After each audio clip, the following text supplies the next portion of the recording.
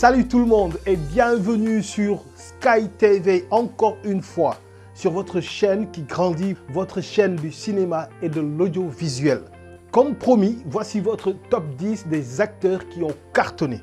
Mais avant, je tiens à vous remercier pour vos nombreux commentaires et tous les commentaires, imaginez-vous, sont positifs. Aziz Niane, woote na Sky TV, Gueye Teranga woote na Sky TV, Moustapha Diop ñoom ñëpp bokk ba ci Douda nga xam ni ñooy liggéey ci la série Tour de famille dañu woo di rafetlu les critiques parce que vraiment nee na ñu xamuloo sax ban problème nga régler ci biir série bi nga defee critique boobu. Vraiment ça a été chaleureux, ça a été vraiment un encouragement envers notre modeste personne. Merci à vous, waa Tour de famille, et plein de succès. Et continuez à cliquer sur la cloche de notification après vous être abonné à la chaîne Sky TV pour ne rater aucune vidéo. La cloche, elle est là.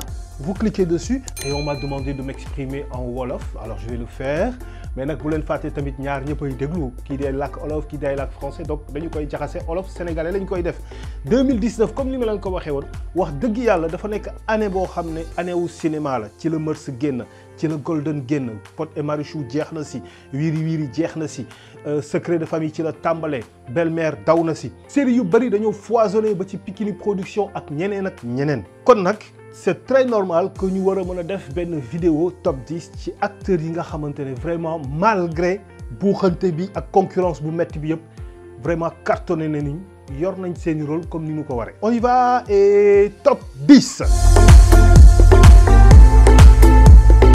Numéro 10. Assane Thiam pour son rôle Jules César dans la série Mœurs produite par Evenprod. Vraiment Evenprod ak série Mœurs dañoo def lu rëy sincèrement dañoo def lu mag a mag maanaam dañoo assuré lii day feddali ne rôle bi nga incarné rôle bi nga porté c'était un rôle boo xam ne c'était destiné à de très grands acteurs. tey bu fekkoonte ne benn série hollywoodienne la wala benn film hollywoodien la vraiment ponkalu maam acteur la ñuy wër di ko jeex mais yow c'est ton premier grand rôle. Et tu l'as porté avec excellence, tu as été excellent. Il n'y a pas de raison non plus, ñu bañ la donc boole ci top 10 des acteurs qui ont cartonné, qui ont bien porté leur rôle. Félicitations à toi Assane et plein de succès pour la suite. On passe au numéro 9. Toujours, on va rester dans Evenprod, on va rester dans Mœurs avec l'avocat aveugle Maître Diompi. Maître Diompi c'est Pisco Dossé bi nga xam ni li ñu ko gënoon xamee mooy montage ak technique audiovisuelle mais là il a montré un talent inouï, un grand talent. On le voyait auparavant ci ay rôles quelques rôles d'apparition et cetera comme Idole joué na ci quelques rôles. Imaginez mën nañu nekk benn handicapé bu yor beekee ngay jouer handicapé alors que tu es valide wala nga yor sax di soox ak sa loxo ak benn tànk ñu ne ok dafa handicapé mais imaginez koo xamante ne bët handicap visuel nga am da nga silmaxa imaginez ngay jouer silmaxa te yow silmaxawuloo am na nooy xoolee de travers ça saute directement aux yeux parce qu'à chaque fois que la caméra sera braquée sur toi on va voir les yeux donc on a vu que Pisco Dossé a vraiment incarné le rôle avec excellence. Félicitations et nous passons au numéro 8. Numéro 8, on va aller à Marodi TV avec Djalika de la série Maîtresse d'un homme marié. Mais elle est ex-aequo, encore ex-aequo avec Yandé, la voyante de la série Mœurs. Donc Djalika d'abord. Djalika dafa nekk benn actrice boo xam ni c'est quelqu'un boo xam ni day jouer juste. C'est-à-dire tey boo ko joxee benn rôle da koy jouer comme il le faut. Comme il le faut. Et bu koy jouer c'est excellent, c'est extraordinaire. C'est-à-dire, elle n'en fait pas trop, elle n'en fait pas moins. buy wax dialogue tu sens qu'elle a parcurisé son dialogue, elle a maîtrisé son dialogue, du am ay hésitation, du tituber ci ay dialogue. Ce qui est parfait. Seulement, on pourrait lui demander d'être di am ay cas, ay salañ yu xaw a yoo xam ne mooy neexal ce personnage, mooy peut-être ay manière la, je sais pas moi, il y a un peu comme li ñu waxee xorom si tuuti. xaw na ciy manqué de toute façon mais yàqul en rien vraiment excellence bi nga def ci porter ce rôle félicitations à toi et vraiment man bi mu njëkkee teg sama bët ci yow bi ngay jouer C'est la vie dañoo daje Marodi je suis venu vers toi et je t'ai dit mademoiselle j'adore ce que vous faites j'aime votre jeu et maintenant Yandé bi nga xam ni moom moo joué dans Mœurs la voyante day jékki-jékki wëndeel bëti et là on félicite waa Evenprod parce qu'en matière de montage en matière ils sont forts côté boobu effets spéciaux effets visuels mais cette Yandé là c'est un personnage boo xam ne benn femme boo xam ne elle peut tout jouer après kanamam ressortirul benn façon am na koo xam ne boo ko xoolee da nga noonu non kii moom vraiment ni ko yàlla bindee moom bandi la mën a nekk d'accord nga xool kii ne non kii moom ni ko yàlla bindee elle ne peut être que douce mais il y a des personnages yoo xam ne elles peuvent être partout elles peuvent être ce qu'elles veulent moom noonu la mel c'est excellence elle a été vraiment parfaite dans son rôle elle a bien porté son rôle et félicitations à toi numéro 7 s'il y a un acteur qui peut faire flipper un autre acteur, c'est bien celui-ci. Je veux parler de Jacob. Ousseynou Bissichi, Jacob pour la série Golden, produite par Marodi TV. Jacob, dafa ñëw quelques épisodes, il a brillé. mu andi beneen jeu beneen façon ba nga defee ne ndax ci xeesaayam bii nii britannique la ndax tubaab la wala métis tubaab la. L'anglais était parfait, l'accent était parfait, les manières étaient parfaites, la mimique, le jeu d'acteur était parfait. Il jouait le psychopathe, quelqu'un qui n'hésiterait pas à anéantir toute une famille du père au nourrisson. Il était convaincant dans le rôle. Et je vais vous dire quelque chose aux acteurs peut-être qui viennent de commencer ou qui veulent commencer. Bu leen xeeb benn rôle, bu leen ñàkkal fayda benn rôle. La différence se trouve dans la façon d'interpréter le rôle. Des personnages comme Jacob, Ousseynou Bissichi, dañuy jaar ci benn série pour jouer 2 à 3 épisodes. Mais dañuy cartonner à la première fois, dañuy marquer seen présence bu producteur bi du ko bëgg a bàyyi mu dem. moo tax même bu génnee quelques épisodes plus tard day dellu si waat. Qu'est-ce que ça veut dire? Ça veut dire que bi mu paree li ñu ko prévoir woon mais waa technique bi réal bi wala scénariste bi wala producteur bi mooy toog. Mais non, gars, vraiment, ce personnage-là, cet acteur-là, non, mënul dugg Golden, wala mu dugg telle série, di génnaat non, ce serait un gâchis. Ce talent-là, c'est pas un talent buy jaar benn rôle ñaar génnaat. Dañ koy garder. Moo tax ngeen di gis parfois benn personnage génn Sénégal bi yëpp di ko laajte. Production bi sax day obligé pour satisfaire le public mu woowaat personnage boobu def ay quelques truchements, quelques manipulations du scénario pour forcément waa ji ñëwaat parce que public bi moo koy laajte. C'est ce que Jacob Ousseynou Bissichi a réussi. Et on passe au numéro 6. Chérif Mal. Chérif Mal Babacar Wali pour la série Idole, produite par Evenprod. Waa Evenprod ñoom ñoo produire série Idole. Bi muy soog a génn, c'était une série événement. Série boo xam ne dafa mën nañu wax sax dafa propulser le niveau du cinéma à un tel niveau que si le gars yi doon dégg naan non série bi dafa am niveau. Idole moo ko tàmbale. Parce que les acteurs étaient énormes, étaient extraordinaires. Rawatina Chérif Mal, on l'a déjà vu dans d'autres films tels que La Pirogue bi mu bokk ak James Gaye Souleymane Sey Ndiaye, réalisé en 2012 par Moussa Touré. mu def benn succès international. Chérif Mal nekk ci un acteur secondaire très important et il a très bien joué mu ñëw ci série sénégalaise bi mais il a percuté. C'est quelqu'un qui a joué le fou, le déjanté, le toxicomane, le drogué, l'amoureux de la fille du commissaire, dem ba nekk SDF, l'enfant gâté, le bad boy. Toutes ces étoffes-là mu traversé leen, mu joué leen avec excellence. Félicitations à toi, Chérif Mal. Numéro 5. Ce qu'on appelle la maturité, mooy ñor nga dem ba ñor xom. Su ma ko waxee Marichou moo tax pour la série Pod et Marichou produite par Marodi TV. Dafa liggéey. Marichou, tu as montré lors de la saison 4 ta maturité, ta maîtrise maintenant de ton personnage. ta maîtrise maintenant du rôle. C'est-à-dire ñu bari dañ la doon xaaree ci xawma gaalu xaj lañ koy wax, passez-moi le terme, mais gisuñ la si. Qu'est-ce que je veux dire? On disait que Marichou jàngul tubaab. Tu leur as prouvé le contraire. yaa ngi doon làkk ay tubaab yu jub xocc. Marichou warut mën a liggéeyu bureau. Tu leur as montré que tu as pu être une directrice d'entreprise que tu as gérée correctement. Mënul jouer femme intellectuelle. Tu as montré le contraire. Marichou daal moom li mu mën mooy al topp la mën sëy yàq ñu lekk teral topp jëkkëram ci li mu mën a def. Marichou tu leur as prouvé le contraire. C'est-à-dire tu as prouvé à tout le monde que li ngeen foog ne mënuma ko def mën naa ko def et voici le résultat. Mais tu as été excellente. Félicitations à toi Marichou. Et les gens doivent oser jël la ci beneen rôle bu dul sax Pod et Marichou. Tu pourrais être autre chose. Et je suis sûr que tey benn producteur mën na le repérer, benn réalisateur mën na le repérer. Marodi sax war na mën a jël audace créer beneen rôle jox la ko nga jouer ko te xam naa da nga ciy génn parfaitement. Félicitations à toi, tu as atteint la maturité grâce à la saison 4 de Pod et Marichou. Numéro 4.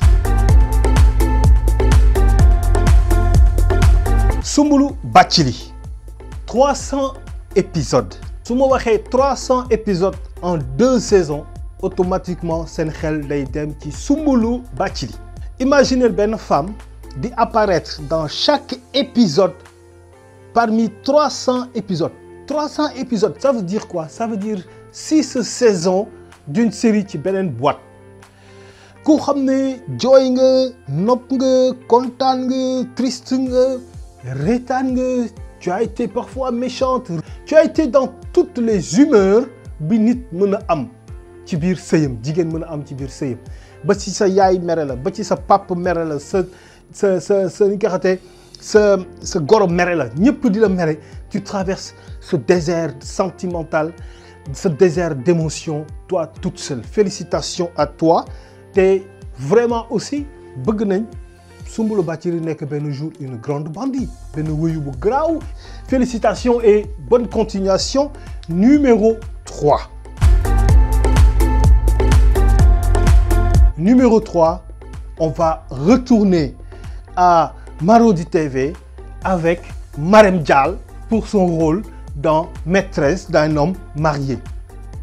On va pas durer dans ça parce que li ñu waroon wax ci yow yëpp wax nañ ko biir bële passé mënuñu wax lu ko raw, mais on va faire un peu benn comparaison avec le numéro 2. Numéro 2, Madjiguène Gaye pour son rôle dans Golden, produite aussi par Marodi TV. Alors, on va me demander cette fois-ci pourquoi Marième Dial bi yoon amul ex-aequo ak Madjiguène Gaye. Je vais vous expliquer, c'est très simple. D'abord, en 2019, ci le Golden di tàmbale, donc on a eu mën nañu wax 50 épisodes yëpp ci biir Golden. Une partie la ci Marième Dial joué. Deuxièmement, Madjiguène Gaye li mu porté ci ay émotions, li mu porté ci ay étoffe, ci ay manteau moo bari. Loolu moo bari. Madjiguène Gaye a été puissante, faible, abattue, combattue, triste, contente, victorieuse, amoureuse, comment dire, nostalgique, mélancolique, méchante. Elle a regretté. Elle a été menacée, menaçante. C'est-à-dire, Madjiguène Gaye, on lui a fait jouer toutes sortes d'émotions. Toutes sortes d'émotions. Yaay joo xamante ne da nga am sa doom joo xam ne instant yi il fait du je m'en foutisme, Khalil, nga war ko remonter. Sa jëkkër est malade sur le point de mourir. Tu te bats pour que mu am benn médecin bu ko faj.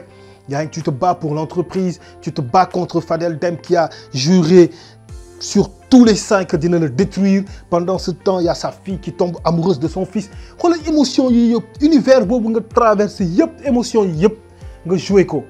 Marième Dial, tu as joué beaucoup d'émotions, mais pas assez. C'est pas de ta faute, yow rôle ngay joué. Mais tu n'as pas joué, tu n'as pas vécu ce que Madjiguène Gaye a vécu comme émotion pour mun ko jouer.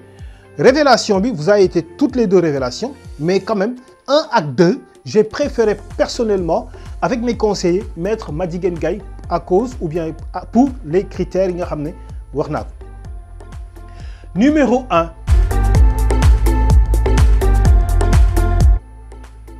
Pepe Kalle Refane ah non du ma fecc nag Pepe Kalle Refane waaju baax doomu baayu Pathé Sène de la série Adja produite par Marodi TV. Voyez chers amis cet extrait et amusez-vous. Boy dégguma li nga wax. Hein? Ma ne boy dégguma li ngay wax. Fii de boy nekk fii de. Yow mi laay wax.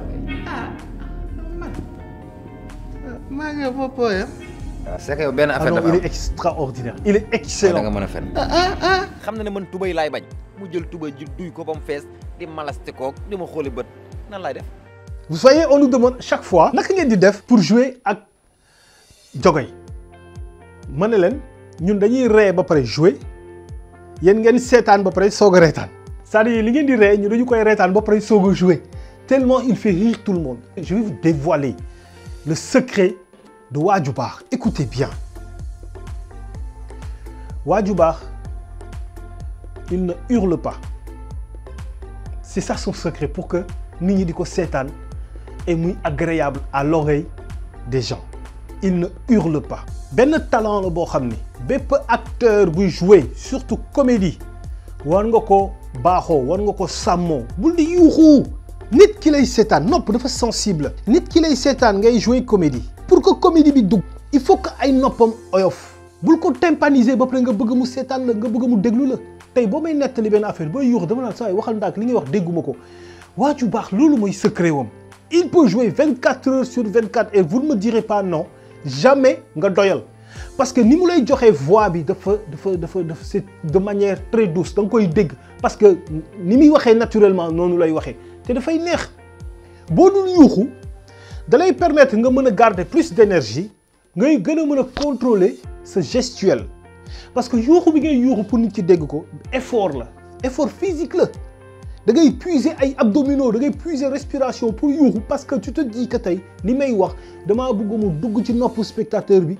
pour mu neex spectateur bi genre tu es en train envie de dire au spectateur déglu ma wax la Pepe Kalle Refane rek gars yi reetaan mais tu n'as pas besoin de hurler pour gars yi dégg Pepe Kalle Refane alors loolu moom mooy le secret de waaju baax il ne joue pas trop mais imaginez un comédien boo xam ni day jouer automatiquement mu dugg TikTok automatiquement mu dugg challenge wala mu dugg Snapchat wala mu dugg day dem sax ba ay youtubeur jël ay répliques am def ko compile dugal ko ci YouTube Instagram même chose Facebook même chose il est partout et lu mu teg loxoom macha allah lu mu joué dafay neex da ngay dem ba yenn chaîne YouTube yi sax dañu koy bëgg di woo naan ko kaay nga defal ñu benn stand-up yow ak Pa Nice de quelques 5-10 minutes nga gis automatiquement les gens le regardent parce que les gens le cherchent partout ils ont besoin de lui pour rire bu leen di booy jouer doucement jouer calmement nga xool tu vas percuter day neex parce que da ngay am temps exprimer ce jeu d'acteur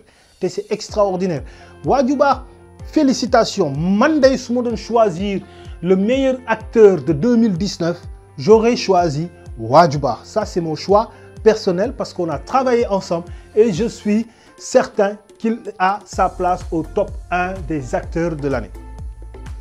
Chers amis, voici le top 10 que nous avons proposé sur Sky TV. Si vous êtes d'accord, dites-le nous sur les commentaires. Si vous n'êtes pas d'accord, dites-le nous sur les commentaires.